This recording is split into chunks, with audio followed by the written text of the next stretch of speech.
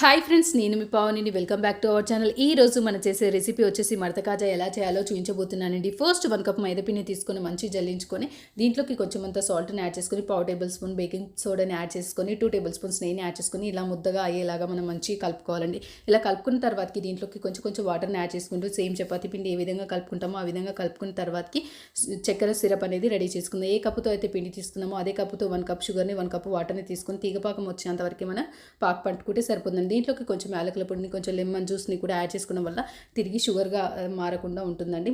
ముందుగా ప్రిపేర్ చేసుకున్న పిండిని తీసుకొని మనం చపాతీ ఏ విధంగా చేస్తామో ఆ విధంగా పెద్దగా చేసుకున్న తర్వాతకి దీని నుంచి కొంచెం ఆయిల్ని యాడ్ చేసేసి కొంచెం పొడి ఫ్లోర్ని కూడా యాడ్ చేసేసుకొని ఇక్కడ నేను చూపిస్తున్నాను ఈ విధంగా మనం రౌండ్గా ఫోల్డ్ చేసుకోవాలండి. ఇలా ఫోల్డ్ చేసుకున్న తర్వాతకి ఈ కార్నర్లో కొంచెం లైట్గా వాటర్ని ప్రెస్ చేసేసి మొత్తం ఫోల్డ్ చేసుకొని మనం చిన్న చిన్నగా ముక్కల్లాగా కట్ చేసుకుంటే సరిపోతుంది. ఇక్కడ నేను చూపిస్తున్నానుగా చూడండి.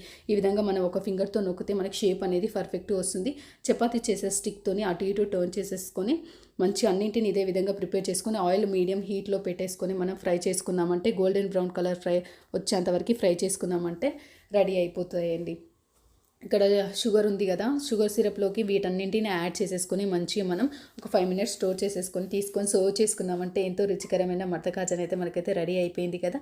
చూడండి ఎంత బాగుందో కదా. మీరు కూడా ఇంట్లో తప్పకుండా ట్రై చేసి చూడండి friends. Thank you for watching video. Please like, share, comments friends.